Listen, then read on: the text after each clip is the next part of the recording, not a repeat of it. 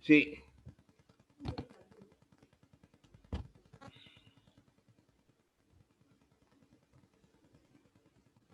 Buen día, buenas tardes.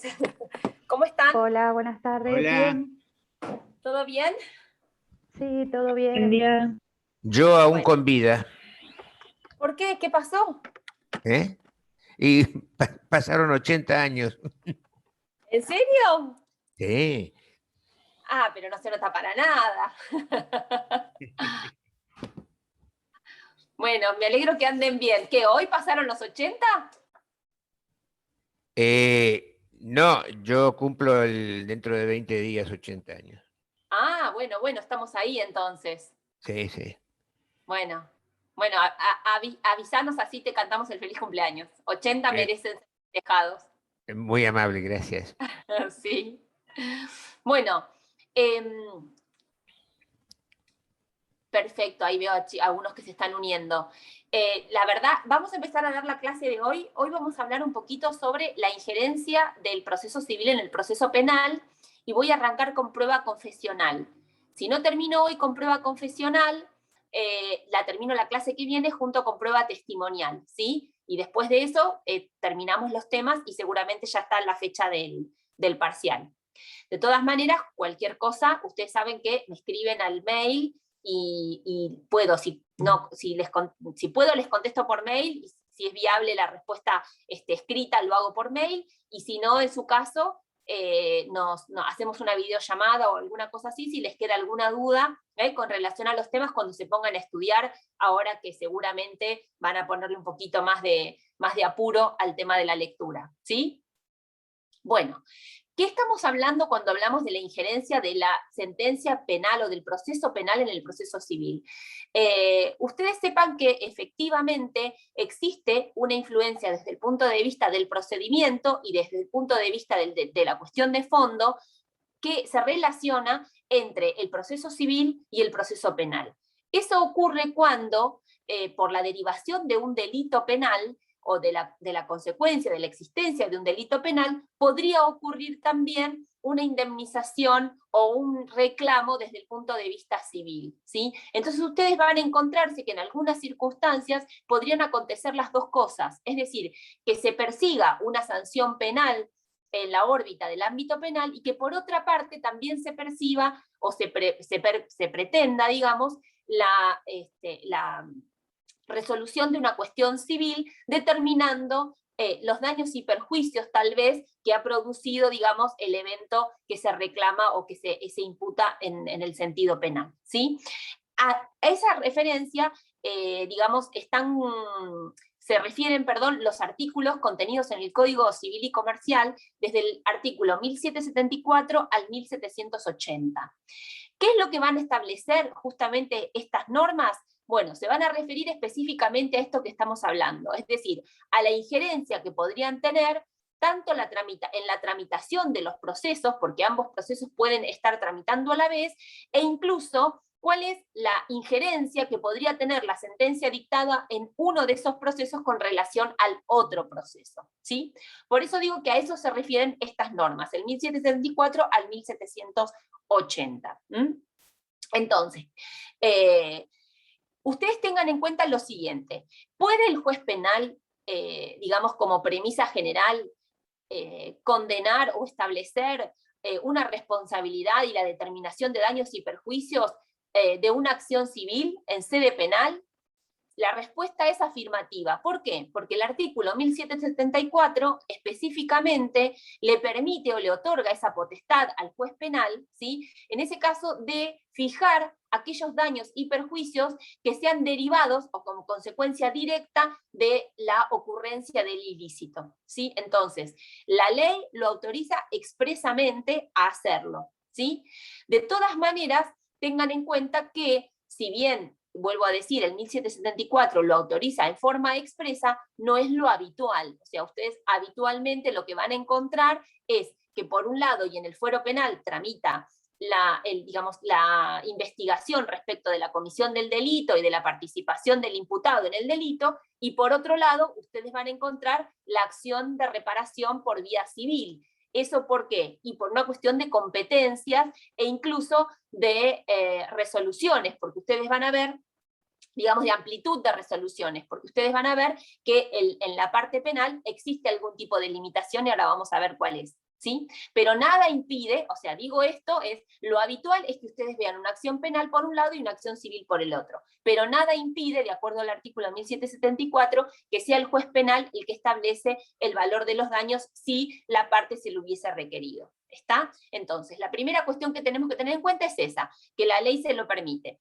La segunda es que el juez lo va a poder hacer, es decir, el juez penal va a poder condenar, digamos, al pago de los daños derivados del ilícito, siempre que la parte se lo hubiese solicitado, es decir, siempre que una parte legitimada lo hubiese peticionado en esos términos. Y en eso tengan en cuenta que para poder ser parte legitimada en un proceso penal, tiene que constituirse como querellante. Entonces, tengan en cuenta que desde el punto de vista, si le pedimos al juez penal que sea el que valora y el que determina el valor de los daños, tiene una limitación en cuanto a la legitimación activa. ¿Por qué tiene una limitación? Porque, como acabamos de decir, solo lo va a poder fijar respecto de aquellas partes que se constituyan como querellantes. ¿Y quiénes pueden ser querellantes en un proceso penal? Aquellos que son, digamos, las víctimas o el legitimado activo, la víctima directa del hecho dañoso o del digamos, del delito penal que se está investigando, ¿sí? La víctima directa, lo que significa que en sede penal quedan afuera las víctimas indirectas que sí podrían obtener resarcimiento desde el punto de vista civil. ¿Está? Entonces, en penal una de las limitaciones que tienen es la legitimación, ¿está? Que para poder pedir la indemnización de daños en sede penal, tiene que poder ser querellante en la causa. Y para eso tiene que ser el damnificado directo, mientras que si lo hacemos en vía civil, puede reclamar tanto el damnificado directo como el indirecto. ¿Estamos? Bueno,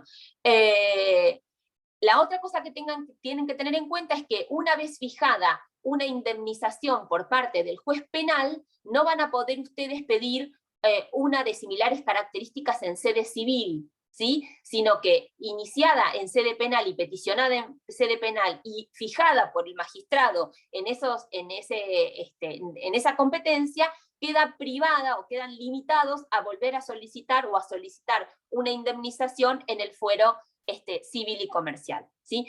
¿Existe una posibilidad de hacerlo? Sí, y es que los daños que se estén reclamando, es decir, aquellos que digamos, integran la futura acción civil, hayan sido generados o sean como consecuencia, o sean con una consecuencia que haya ocurrido con posterioridad al dictado de la sentencia en sede penal, ¿sí? Es decir, son daños que no fueron contemplados por el juez al momento de determinar el valor de los perjuicios, ¿sí? Entonces, si son daños que ocurrieron con posterioridad o que se conocieron con posterioridad y que no integraron digamos, la resolución o la sentencia que estipula los daños en sede penal, entonces sí podrían reclamarlos en sede civil. Pero si no, no es posible, queda agotada esa posibilidad.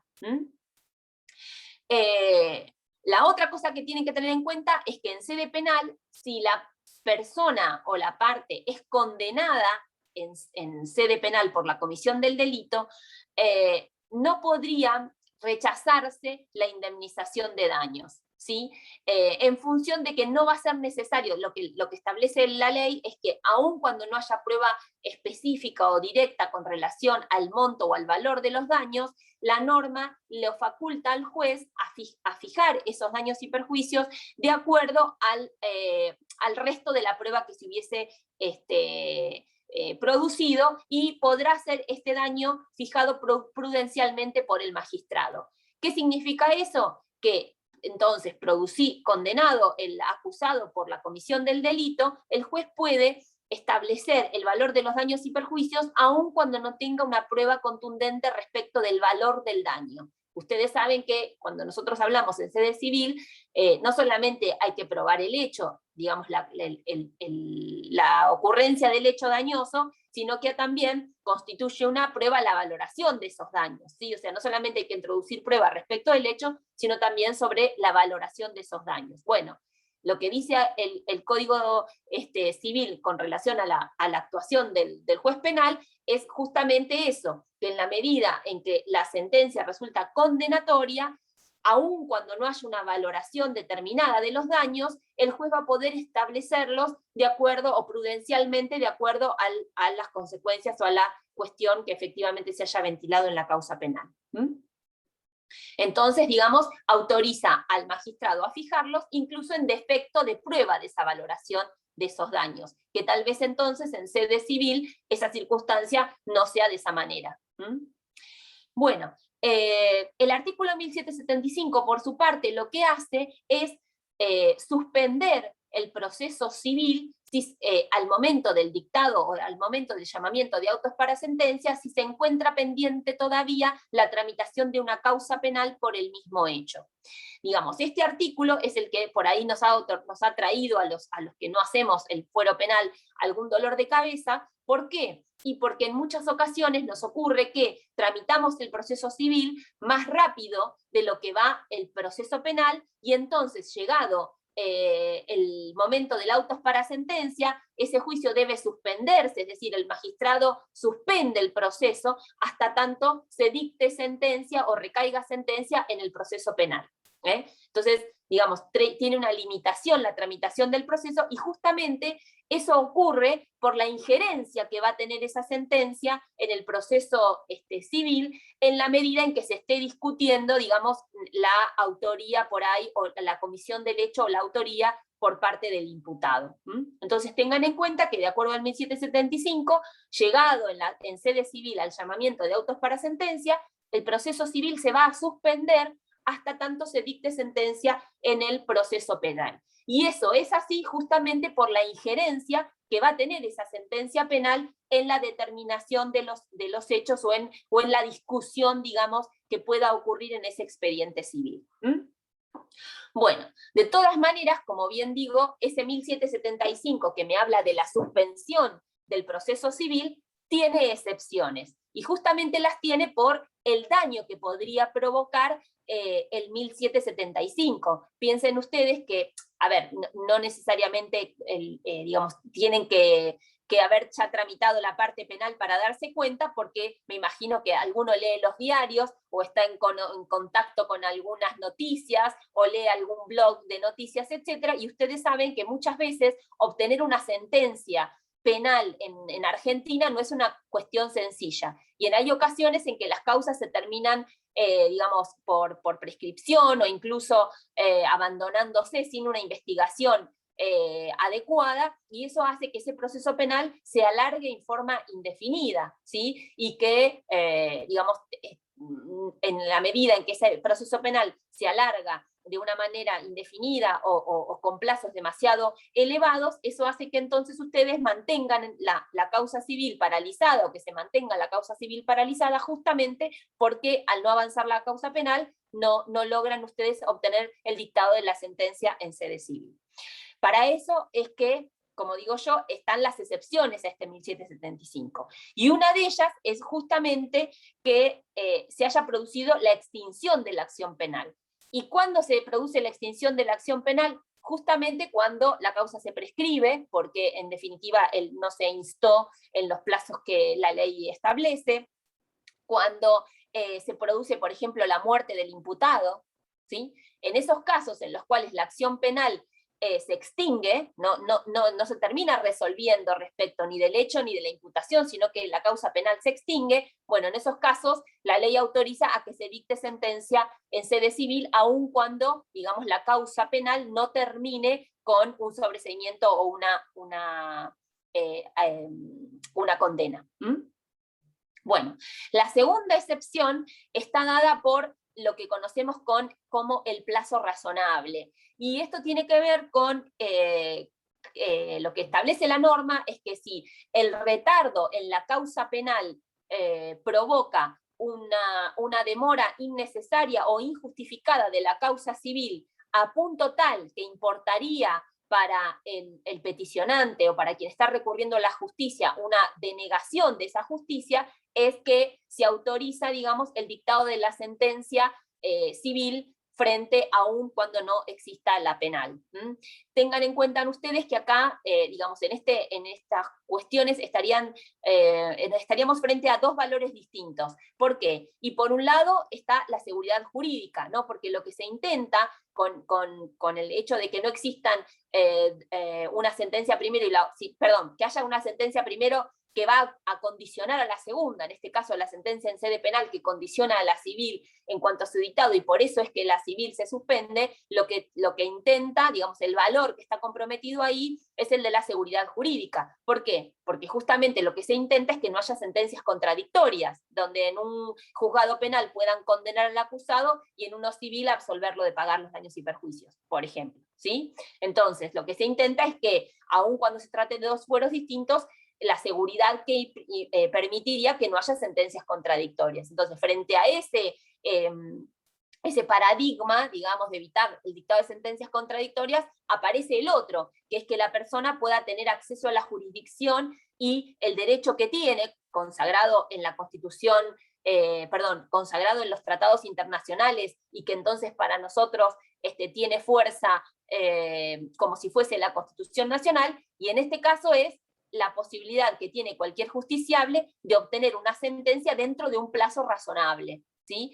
La afectación de ese derecho del plazo razonable, digamos, podría tornar entonces a injusto al proceso. Entonces, por eso digo, frente a la seguridad jurídica que otorga la limitación al dictado de una sentencia civil frente a la existencia de un proceso penal pendiente, aparece otro derecho, en este caso el de la posibilidad de acceso a la justicia y la obtención de un resultado dentro de un plazo razonable. En esa dualidad, digamos, en esa valoración de estos dos principios o de estos dos derechos, es que se permite entonces que el juez valore estas dos cuestiones en pugna y en definitiva decida la posibilidad del dictado de la sentencia civil aun cuando esté pendiente la sentencia penal.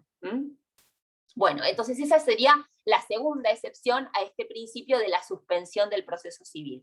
Y la tercera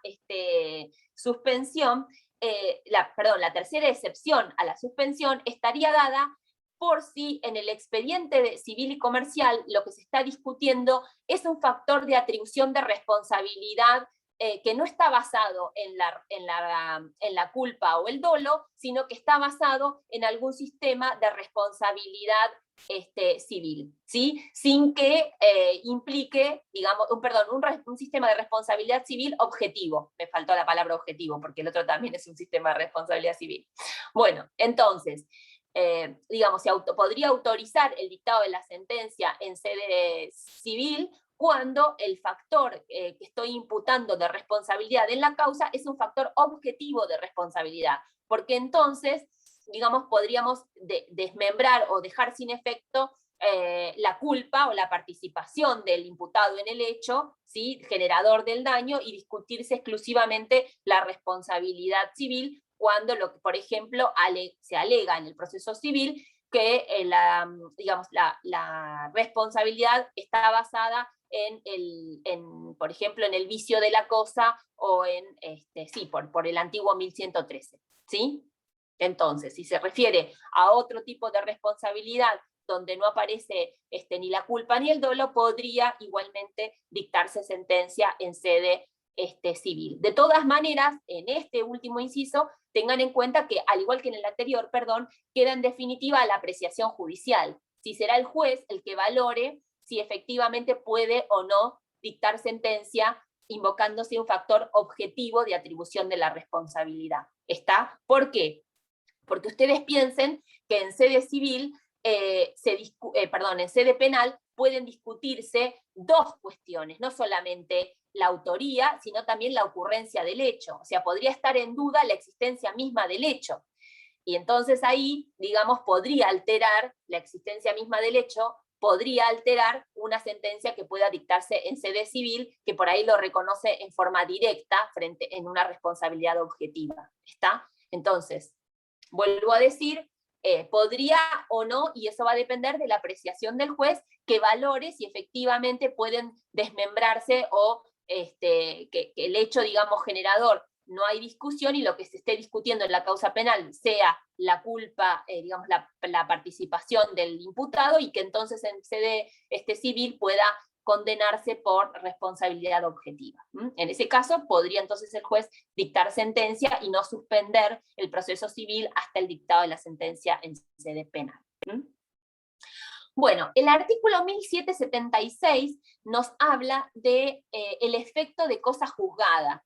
Y acá es lo que yo les estaba diciendo, por eso es que se suspende el dictado de la sentencia, justamente porque la sentencia que se dicta en sede penal hace cosa juzgada en sede civil. ¿Y en qué cosas hace cosa juzgada? En dos cuestiones particulares. Una, respecto de la existencia del hecho. Entonces lo que se dice es que en sede civil no va a poder discutirse la existencia del hecho, ¿sí? Entonces el hecho va a estar probado. Estamos entonces, lo que va a ocurrir con la sentencia dictada en sede penal, condenatoria obviamente, es que va a ratificar la existencia del hecho. Y la segunda cuestión, ¿sí?, es que no va a poder discutirse tampoco, si se declara culpable al imputado, es la participación del imputado en esa circunstancia, ¿sí? Entonces, en sede civil no va a poder discutirse ni el hecho, porque va a estar acreditado en la causa penal, ni la participación del imputado. ¿Por qué? Y porque si el imputado no hubiese participado, la sentencia va a quedar absuelto, ¿sí?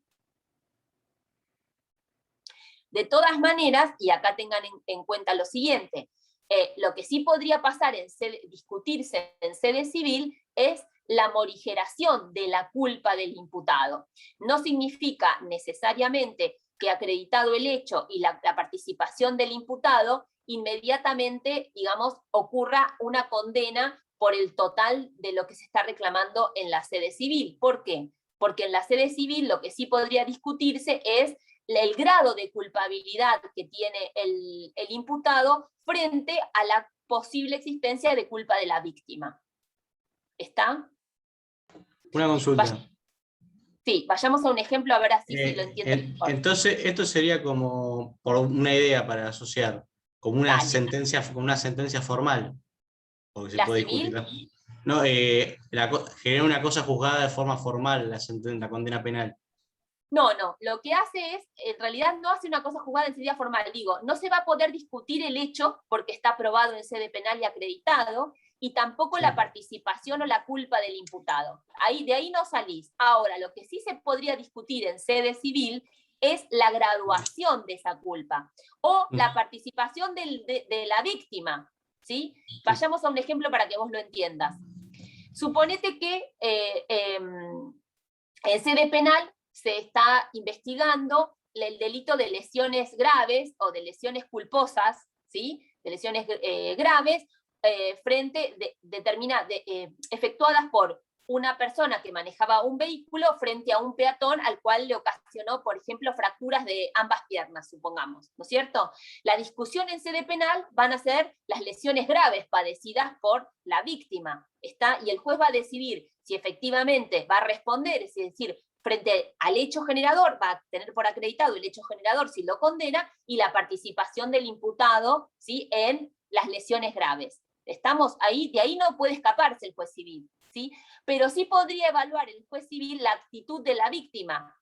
Y en ese caso podría, por ejemplo, probarse que la víctima salió en forma desprevenida, corriendo por la mitad de la calle, que para quien venía manejando fue imposible evitarlo, y entonces hablar de que frente al hecho o frente a la responsabilidad por el daño padecido hay una culpa concurrente, es decir, la culpa del automovilista que por ahí venía a una velocidad que no era la adecuada, y la culpa de la víctima al aparecer en forma sorpresiva por la mitad de la calle, y entonces el juez civil decidir que de los daños y perjuicios deben, digamos, soportarlos en forma conjunta. Entonces no lo condene al total de los daños al imputado, por más que en sede penal haya sido condenado a las lesiones, porque la realidad es que en sede penal solo se va a investigar, digamos, el hecho que ocasionó el delito tipificado en el Código Penal.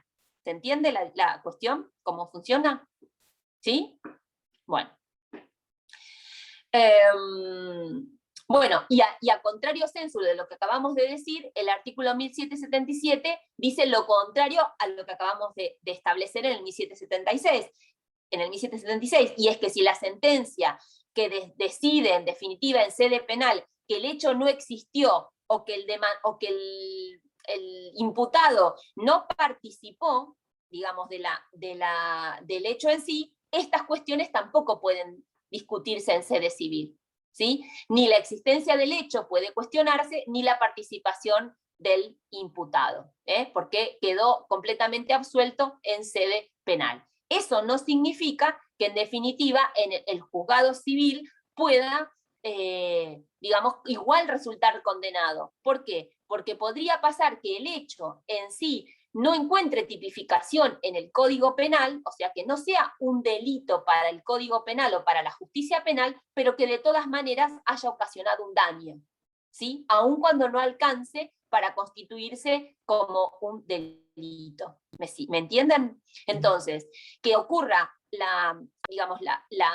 el hecho en sí investigado no constituya suficiente como para instar una acción penal o no sea una conducta efectivamente tipificada en el Código Penal, eso no significa que incluso pueda dictarse sentencia en sede civil condenatoria, justamente porque puede ser un hecho que no es delito, pero que igual genere la necesidad de responder civilmente. Bueno, ¿alguna duda? ¿Ninguna? De todas maneras, léanlo y cualquier cosa lo volvemos a charlar la clase que viene, ¿sí? Bueno, pasamos a prueba confesional. Bueno, ¿qué es la prueba confesional? ¿Ustedes vieron ustedes ya vieron medios de prueba en general? O sea, la parte general de prueba, ¿la vieron? O sea, apertura a prueba, ofrecimiento de prueba, la sustanciación, ¿sí? Sí, lo vimos eso, profe. Toda la parte general la vieron. Bueno.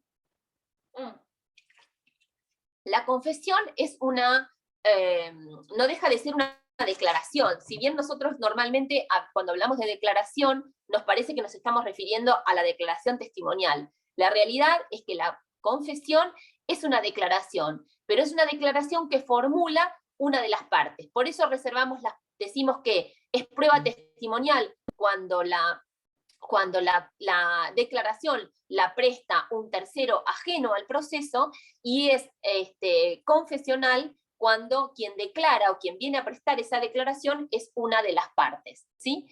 ¿Quiénes pueden ser objeto de esta prueba de confesión? Bueno, pueden ser objeto de esta prueba las partes entre sí, es decir, el actor le puede pedir la prueba confesional respecto del demandado y el demandado respecto del actor. ¿Pueden pedirse también esta prueba confesional respecto de terceros? Sí, puede pedirse a terceros que estén incluidos dentro del proceso y a los cuales el proceso vaya a afectarlos como a las partes mismas.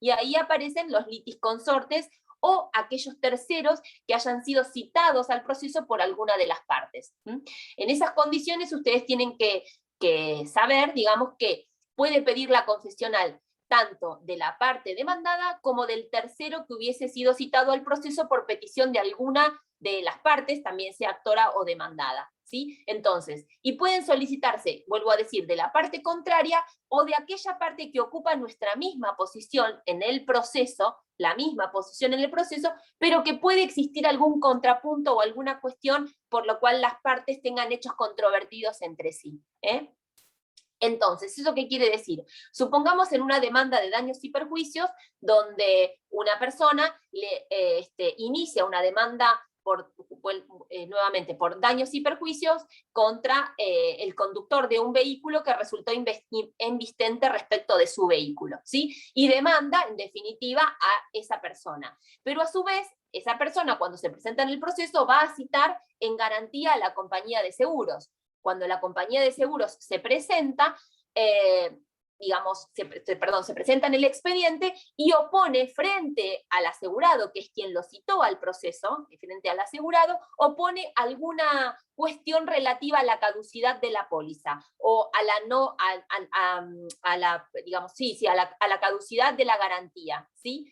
En esas condiciones ustedes vean que se produce como un triángulo, donde el actor, pretende tener acción contra el demandado, pero también quiere que la compañía de seguros pague. A su vez, la compañía de seguros repele la acción del actor, pero está queriendo declinar la póliza justamente por ahí por alguna cuestión de caducidad de la misma, y el demandado que pretende rechazar pero también pretende que la compañía de seguros le responda frente a la ocurrencia del hecho. Como ven, se da una relación, digamos, tripartita. En esas condiciones es que cualquiera de las partes, tanto el actor como el demandado como el citado en garantía, podrían pedir la prueba confesional respecto de cualquiera de ellas. Es decir, acá no necesariamente quienes ocupan la misma posición, en este caso el demandado y la compañía de seguros, pueden solicitarla respecto del actor, sino que la pueden solicitar también entre ellos. ¿Se entiende? ¿Por qué? Porque entre ellos tienen hechos controvertidos que hacen a la sustanciación del proceso, justamente porque la compañía está invocando una cuestión relativa a la caducidad del contrato. Entonces, la prueba confesional, volvemos a lo mismo. Como líneas generales se pide del actor al demandado y del demandado al actor, pero nada impide entonces que podamos solicitarla respecto de un tercero, y que incluso ese tercero, digamos, tenga prueba confesional respecto de una parte que ocupa su misma posición en el pleito, en este caso el demandado, y ellas en forma recíproca, ¿sí? Entonces, tanto con relación a la parte contraria como contra aquella que está ocupando la misma posición dentro del proceso, en la medida en que haya las dos condiciones que tiene que haber para que ocurra cualquier tipo de medio de prueba. ¿Cuáles son? Que haya hechos que sean conducentes a la solución del pleito y que esos hechos sean controvertidos, digamos. Estas dos condiciones son esenciales a los efectos de la producción de cualquier medio de prueba, y no escapa en este caso al de la prueba de confesión. Es decir, vamos a producir prueba de confesión respecto de hechos que sean conducentes para la solución del pleito, pero que a su vez sean controvertidos, porque aquellos hechos que no son controvertidos, ustedes ya lo estudiaron porque vieron la parte general, no requieren producir prueba, o sea, no requieren la acreditación dentro del expediente. Bueno, establecida esta circunstancia, digamos, ¿cuándo puede ofrecerse la prueba confesional? Bueno, la prueba confesional puede ofrecerse en el proceso ordinario, dentro de los 10 primeros días de quedar firme el auto de apertura a prueba. Ustedes saben que en el proceso ordinario, en la primera etapa, se dan los escritos constitutivos, es decir, la demanda, la contestación y la reconvención y la contestación de la reconvención, y que luego de ello se pasa a la etapa de prueba, si es que hay hechos conducentes y controvertidos, ¿sí? Dentro de los 10 días de quedar firme el auto de apertura a prueba, es que puede ofrecerse la prueba confesional junto con el resto de la prueba, ¿sí? Que no es la documental, porque la documental la acompañaron con los escritos constitutivos. Eso en el proceso de conocimiento en el ordinario. ¿Qué pasa en el proceso de conocimiento sumario y sumarísimo? Bueno, la prueba de confesión en estos casos se ofrece junto con los escritos constitutivos, al igual que ocurre con el resto de la prueba, ¿sí? Entonces, no escapa acá a las líneas generales que ustedes ya vieron, es decir, que la prueba confesional se ofrece dentro de los primeros 10 días de quedar firme la autoapertura a prueba en el ordinario, y en el sumario y sumarísimo junto con los escritos constitutivos del proceso. Es decir, lo voy a ofrecer en la demanda y en la contestación de la demanda en el proceso sumario, y podría ocurrir en la reconvención también en el sumario. En el sumarísimo solo en la demanda y en la contestación, porque no hay reconvención. Bueno, eso en cuanto al ofrecimiento en primera instancia. ¿Puedo ofrecer esta prueba confesional en cámara o en segunda instancia? Les adelanto la respuesta es sí, pueden ofrecer la confesional en segunda instancia. El artículo 255 del Código de Procedimientos, ustedes van a ver que les permite producir esta prueba en segunda instancia respecto de hechos o de actos que no hubiese sido objeto de prueba en primera instancia, porque si no están reeditando la misma prueba, ¿sí? Pero si quedaron cuestiones que no fueron objeto de esta prueba en primera instancia, pueden replantearse en la oportunidad del artículo 255 en los procesos ordinarios y sumarios. No está prevista esta posibilidad para el sumarísimo, ¿sí? Eso porque tiene que ver con la forma de concesión del recurso, que no me voy a explayar ahora. Tengan en cuenta que el 255 aplica entonces para procesos ordinarios y sumarios exclusivamente, dejando afuera al proceso sumarísimo en cuanto a proceso de conocimiento. Si estuviésemos en un incidente, que también es viable ofrecer prueba confesional, la prueba confesional debe ofrecerse junto con el escrito de promoción del incidente y de contestación del incidente respectivo. Esa es la oportunidad de ofrecer la prueba confesional. Y como vimos la clase pasada, esta prueba es viable tramitarla como prueba anticipada. ¿Se acuerdan que dijimos el 326 permite la absolución de posiciones en forma anticipada con una salvedad? ¿Cuál es? ¿Se acuerdan cuál era la salvedad que tenía el 326 con relación a la absolución de posiciones? Que tenía que pedirla cuando el proceso ya estaba iniciado. Exactamente. Que en la medida en que la prueba confesional se va a referir a hechos constitutivos alegados, en la medida en que no hubiese hechos alegados, en este caso porque no está la demanda, no es posible tomar la absolución de posiciones. No es posible recibir esta prueba confesional en la medida en que no están los hechos plasmados en la demanda. Entonces, es posible obtener prueba confesional ante tempus, es decir, antes del periodo previsto para este medio de prueba, siempre y cuando la demanda esté iniciada. La absolución de posiciones escapa, digamos, al resto de las otras pruebas que incluso pueden solicitarse antes de iniciada la demanda. La absolución de posiciones no, justamente porque requiere que los hechos hayan sido alegados, y entonces para alegar hechos hay que promover la demanda. O sea, vamos a producir prueba confesional respecto de hechos alegados. Sí. Perdón, ¿cómo dijo que se presentaba esta prueba con el escrito del incidente? No, digo que en los incidentes, porque hablamos del proceso de conocimiento, dijimos en el ordinario, dentro de los 10 días de quedar firme la autoapertura prueba, en el sumario y en sumarísimo, junto con los escritos constitutivos. Y en los incidentes, junto con los escritos constitutivos. Esto es la oportunidad para ofrecer este medio de prueba. ¿Sí? ¿Y qué es lo que vamos a solicitar? ¿Cuál es la solicitud que hacemos? Justamente lo que vamos a peticionar es que venga la parte contraria a absolver posiciones, es decir, a prestar confesión respecto de los hechos que se le sometan, digamos, a preguntas. Digamos, si bien no son preguntas, en definitiva, lo que se le va a solicitar es justamente que confiese respecto de hechos que fueron, vuelvo a decir, alegados en esos escritos constitutivos y con relación a los cuales las partes disienten o no se han puesto de acuerdo. Por eso decimos que son hechos controvertidos. Y lo que requiere este medio de prueba es que justamente estos hechos que se confiesan sean beneficiosos para quien está pidiendo la confesión y perjudiciales para quien la está pronunciando. ¿Sí? Esa circunstancia no necesariamente se da en cualquier prueba de confesión. ¿Por qué? Porque para que se dé esa circunstancia, justamente quien está absolviendo posiciones tiene que venir y confesar. Porque si cuando viene, en realidad, a todas las preguntas o a todos los cuestionamientos que se le hacen responde en forma negativa, no va a producir su objeto.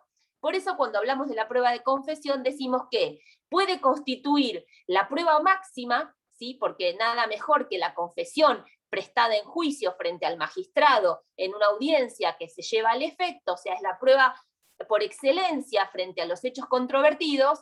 Puede ser eso o puede no ser nada. ¿Cuándo es nada? Cuando quien viene, en definitiva, niega cada una de las posiciones que se le someten a pregunta, ¿sí? Entonces, tengan en cuenta que puede ser la mejor de las pruebas o, en definitiva, no resultar nada de ella, justamente porque quien viene, ¿sí?, no confiesa. Entonces, para que se dé esta circunstancia de que resulte beneficioso para quien está postulando la prueba y perjudicial para quien la está pronunciando, tiene que darse justamente la confesión. Tiene que venir y responder en forma asertiva frente al cuestionamiento que se le está haciendo en el pliego de posiciones. Si viene y niega las preguntas que se le están haciendo en el pliego, claramente no se va a producir ese efecto, esa consecuencia, que es que resulte beneficioso para quien la está postulando. ¿Me entendieron más o menos? Sí, para que se dé esa condición, tiene que venir y confesar. Si no confiesa, en definitiva es una prueba que cae en la nada, resulta abstracta básicamente para el proceso. ¿Por qué? Y porque no produjo ninguna innovación, ni ninguna, no produjo ninguna consecuencia, justamente porque quien vino no confesó. ¿Sí? Entonces no es una prueba que necesariamente sepamos con anticipación cuál es el final o cómo se va a obtener, porque en definitiva vamos a depender de qué cosas suceden efectivamente al momento de la audiencia. Bueno, ¿quiénes van a ser citados y dónde a prestar esta prueba de confesión? Bueno, van a ser citados, como dijimos recién, las partes o los terceros que estén actuando en el proceso como las partes mismas, ¿sí? Pero además pueden ser citados en esta circunstancia, digamos, no además, en relación a las partes, como bien estamos diciendo, pueden ser citados los curadores respecto de los bienes cuya curatela tengan, ¿sí?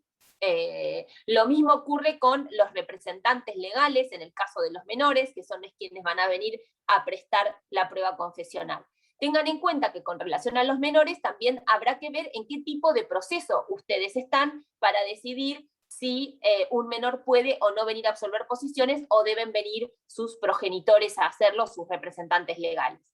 Por ejemplo, en la ley de contrato de trabajo autoriza a una persona a partir de los 16 años a trabajar, ¿sí? En la medida en que lo autoriza a trabajar, también lo autoriza la ley de contrato de trabajo sin necesidad de participación del defensor de menores, sino con asistencia letrada, a actuar dentro del proceso judicial.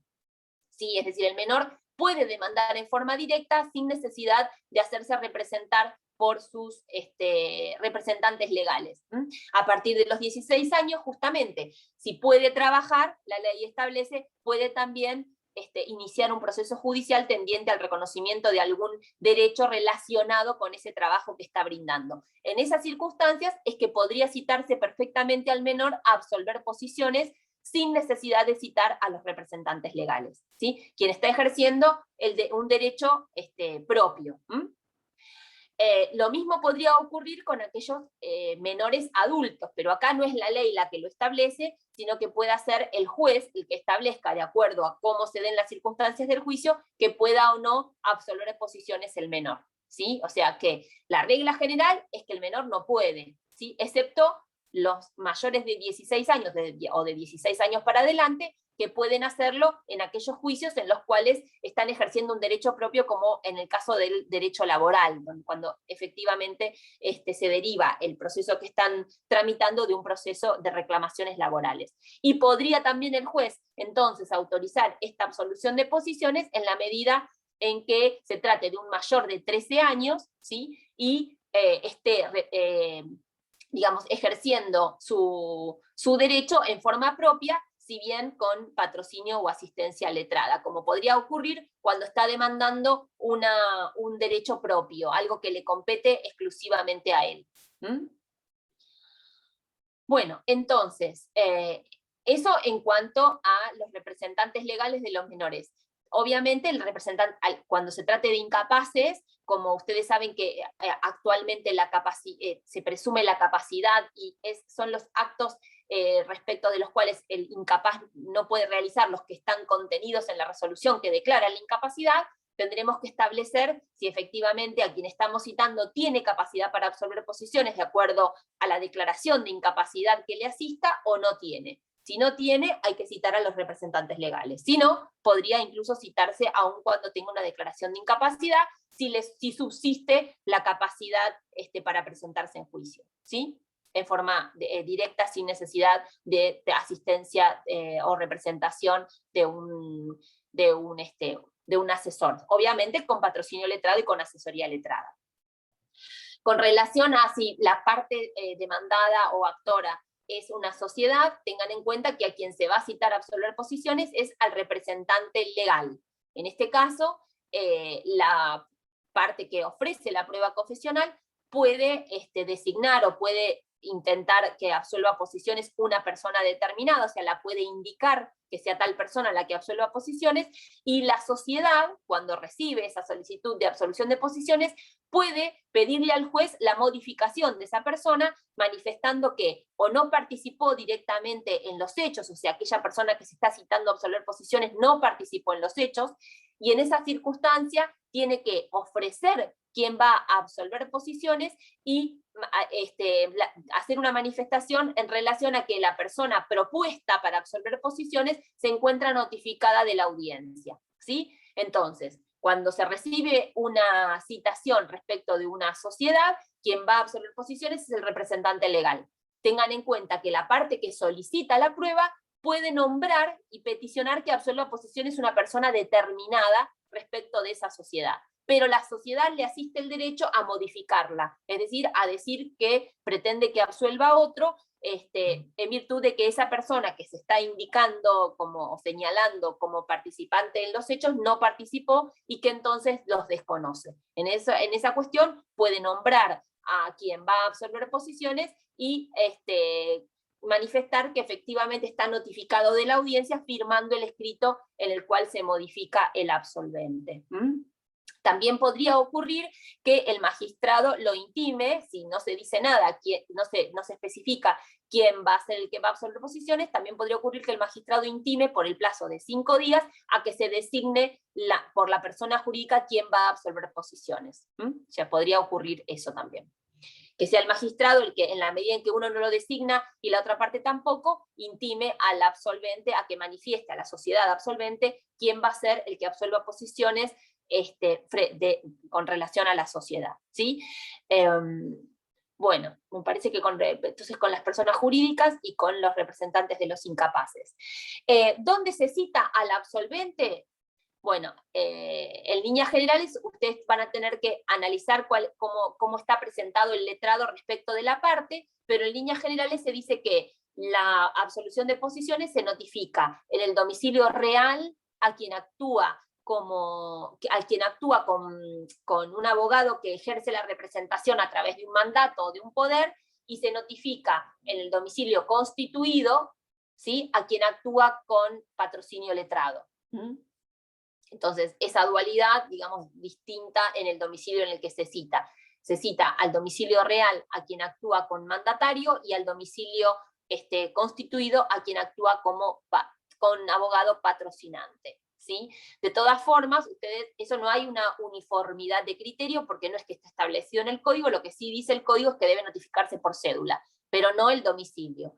Dependiendo entonces a veces del criterio del magistrado, esta condición puede cambiar y van a ver que en muchas ocasiones se pide que la notificación sea al domicilio real. O sea, hay juzgados en los que no importa qué calidad o con qué tipo de representación se esté asesorando la parte, sino que en todos los casos ordena que la absolución de posiciones sea notificada en el domicilio real, ¿sí? Al menos la primera notificación. Después sí podría ocurrir que termine yendo al domicilio constituido, pero no ya por esto, sino porque por ocurrir alguna de las consecuencias de las que habla el artículo 41 y 42 del Código de Procedimientos, que es cuando va el oficial notificador al domicilio real y no encuentra al demandado porque dice que se mudó, ¿sí? Y como ustedes saben que en el proceso ustedes tienen la carga, sí, me sale obligación, pero no, la carga de mantener actualizado el domicilio real y el constituido, en la medida en que no lo hagan, va a ocurrir las consecuencias del artículo 41, que es cuando no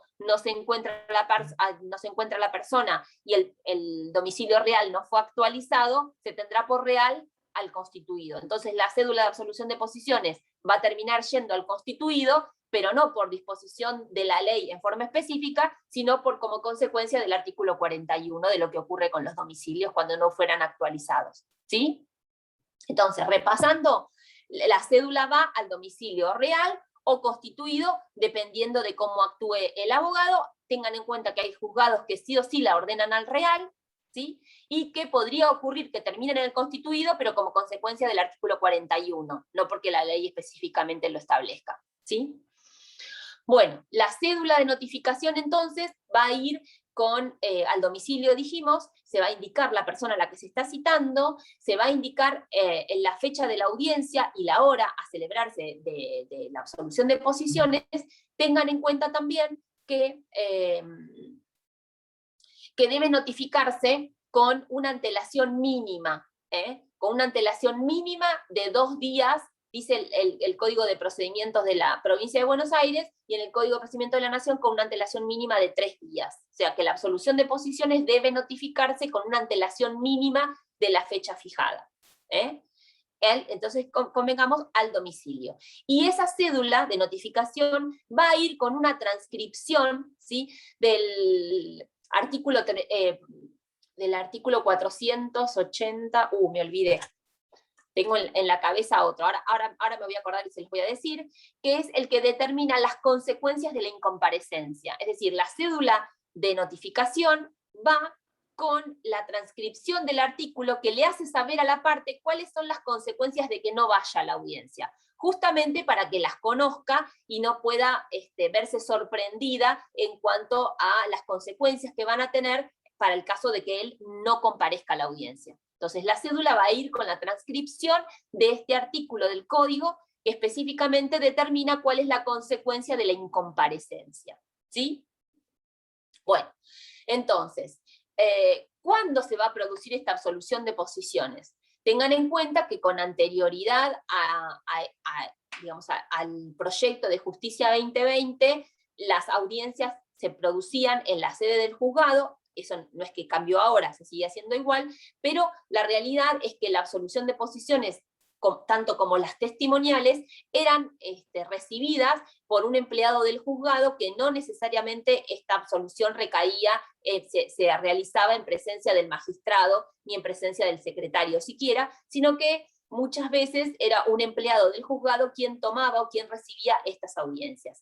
Y lo cierto es que esto se convertía en en definitiva, en una presentación escrita, porque si bien la persona iba a absolver posiciones, es decir, iba a responder en forma verbal en la presencia, o sea, estando ahí en el juzgado, lo que iba a ocurrir era que se iba a redactar un acta y al magistrado, en definitiva, lo que le llegaba era un escrito. ¿Me entienden por qué? Y porque si el juez no estuvo presente en el momento del acto, lo que hacía el secretario o la persona que tomaba la audiencia era transcribir todas las preguntas y las respuestas, y en definitiva el magistrado lo que terminaba era leyendo por escrito, digamos, la contestación que había dado esa persona, pero no lograba recibirla, es decir, no lograba obtenerla en toda su expresión. Y en eso, digamos, la oralidad tiene características que son inmejorables, que tiene que ver con la forma en que la persona contesta, cómo realiza las aclaraciones, con qué claridad se expresa, si efectivamente la forma postural, o sea, qué posturas toma frente al magistrado, si lo está interrogando, le está formulando él las posiciones y demás. Todo eso, obviamente, en un acta escrita se pierde, ¿sí? Dejándonos, digamos, solamente con las palabras que fueron transcriptas o vertidas por el secretario en el acta. Digamos, traía como consecuencia positiva, si se quiere eso, que las preguntas, que al transcribirse directamente en un acta las respuestas, el magistrado podía mirar esas respuestas tiempo después cuando se pusiese a hacer la sentencia, es decir, le quedaban directamente las respuestas puestas en un acta, con lo cual, aun cuando se olvidara de cuál fue la respuesta brindada, podía ir al acta y verlo. Y se decía que frente a la audiencia oral, que de eso no quedaba ningún registro. Por eso se hacía de esa forma. De todas maneras, vuelvo a decir, ahora a partir de la implementación del régimen de Justicia 2020 y en la medida en que se fijan audiencias de vista de causa, en esas audiencias de vista de causa es cuando se recibe esta prueba confesional frente al magistrado. Y entonces, en definitiva, se obtiene el doble beneficio, que es que el magistrado tome contacto directo con la producción de la prueba, es decir, se consagra el principio de inmediación, que es tan importante, es el magistrado el que recaba directamente la prueba, o al menos él está presente al momento de la realización de la prueba, y por otro lado se logra la seguridad jurídica en la medida que esa esas audiencias son grabadas, es decir, van a poder estar a acceso del magistrado tantas veces que quiera verlas porque se encuentran grabadas y se pueden consultar en el expediente, ¿sí? O sea que se obtiene el doble beneficio. Se respeta el principio de inmediación, con el magistrado estando presente en la audiencia y recibiendo personalmente las preguntas o las respuestas del confesante, y la posibilidad de rever y de tener seguridad jurídica respecto de cómo se manifestó o cómo respondió a tal o cual pregunta, porque quedan grabadas. Bueno, entonces a partir de la celebración de la audiencia de vista de causa, esa cuestión quedó zanjada. Tengan en cuenta entonces esto, que la prueba confesional se va a recibir en la audiencia de vista de causa. Puede ocurrir que en una audiencia previa, que es la preliminar, se establezca si esa prueba se produce o no se produce, y en ese caso las partes que la ofrecieron pueden incluso desistirla. Si la desisten, pueden desistirla en la prueba, en la audiencia preliminar. Una vez digamos, establecido si queda esa prueba o en definitiva las partes la desisten, se pasa a fijar la audiencia de prueba, la audiencia de vista de causa, y en esa audiencia es cuando se van a recibir las pruebas orales, en este caso la testimonial y la confesional. Bueno, ahora vamos a hablar del pliego de posiciones. ¿Qué es el pliego de posiciones? Bueno, el pliego de posiciones son, en definitiva, las interrogaciones o las preguntas que se le van a formular al confesante. Y acá, si bien yo me estoy refiriendo a las preguntas, lo cierto es que no son preguntas. Justamente lo que diferencia al pliego de posiciones del interrogatorio testimonial es que el pliego de posiciones no son preguntas, sino que se le llaman posiciones, ¿sí? Que son una declaración que formula la parte en forma asertiva para que la contraria justamente confiese y conteste por sí o por no.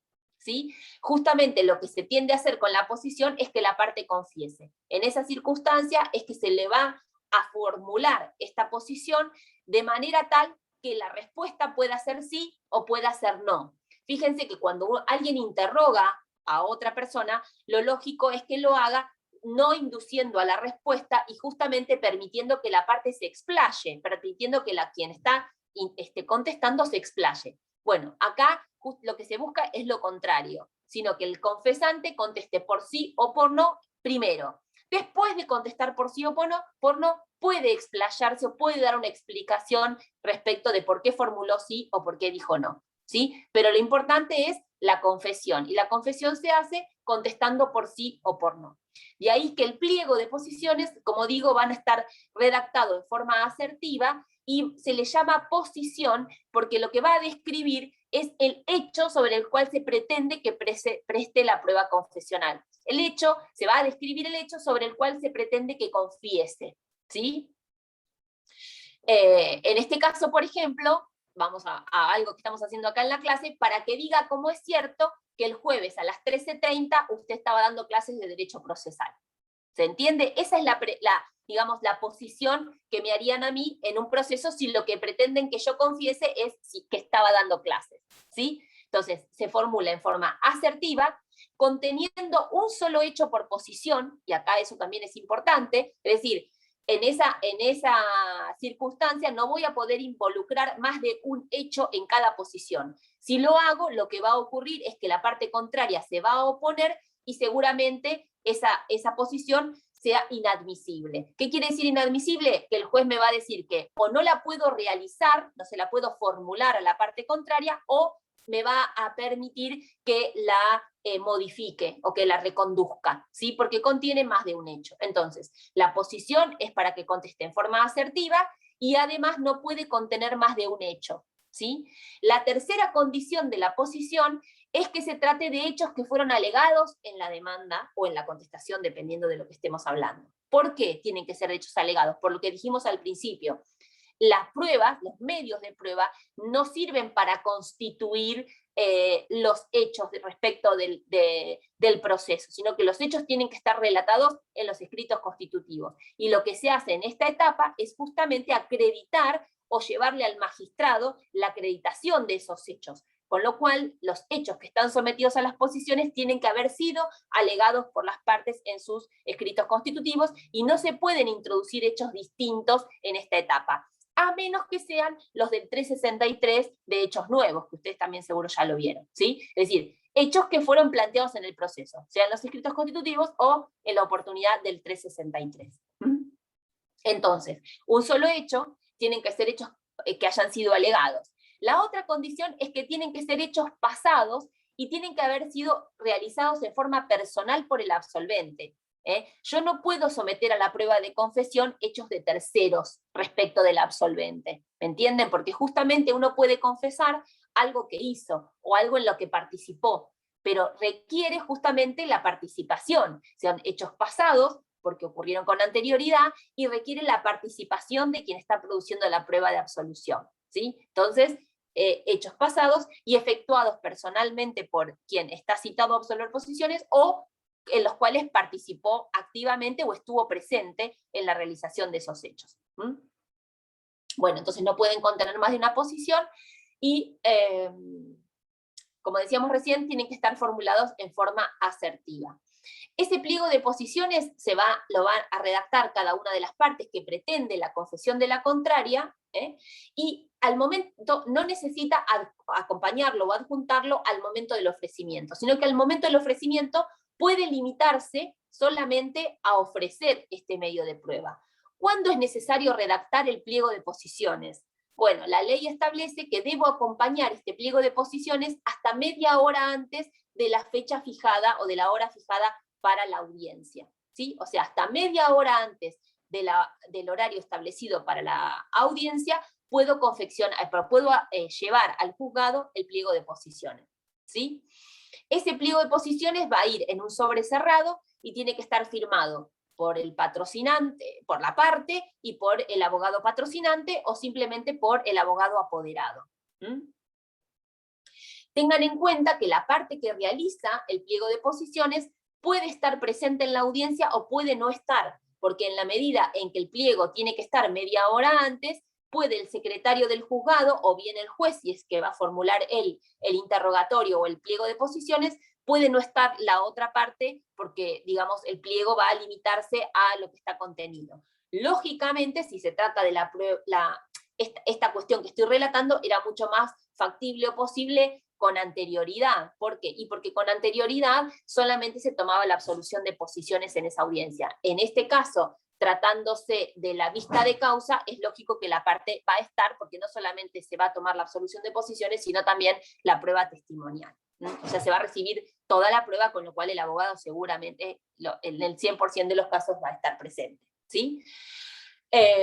Entonces, el pliego de posiciones tiene que estar media hora antes de la hora fijada para la audiencia, y esta condición de la media hora antes está estipulada para que la parte no pueda especular con la presencia del absolvente, ¿se entiende? Es decir, así como van a ver que el interrogatorio testimonial puede estar hacerse en el mismo momento de la audiencia e incluso hacerse en forma verbal ahí sin haber llevado ningún escrito antes, no ocurre eso con el pliego de posiciones. Y la condición de que no ocurre eso en el pliego de posiciones es justamente esta, o sea, la causa por la cual no ocurre. Y es evitar que la parte pueda, digamos, producir un pliego digamos, muy gravoso o gravoso por demás frente al absolvente que no se encuentra en la sala de audiencias o que no está presente, conociendo que justamente no está, y entonces redactarlo como uno pretende. La realidad es que eso básicamente tampoco es así, porque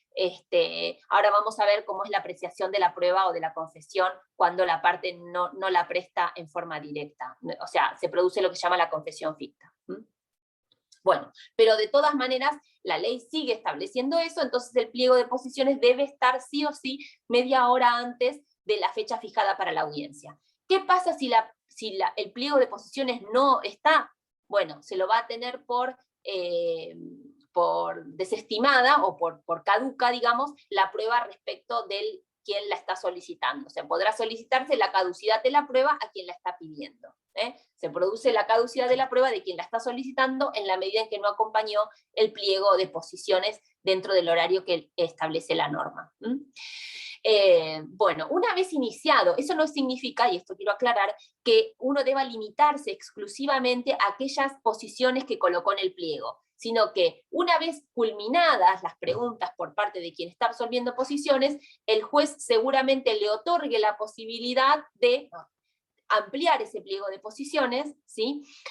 Formulando otras que no hubiesen estado contenidas en el pliego, e incluso existe la posibilidad de lo que se llaman las repreguntas, o las preguntas mutuas, que son aquellas que pueden realizarse una de las partes frente a la otra, o viceversa, en la medida en que, una vez, terminado el pliego, y en la medida que el juez efectivamente se los autorice. Esta posibilidad de hacerse repreguntas una vez culminado el pliego. Entonces, el pliego tiene que estar media hora antes, pero eso no significa que deban limitarse a las posiciones colocadas en el pliego, sino que una vez evacuado ese interrogatorio, pueden ampliar el pliego de posiciones, e incluso quedan luego las repreguntas que pueden formularse las partes en forma indistinta.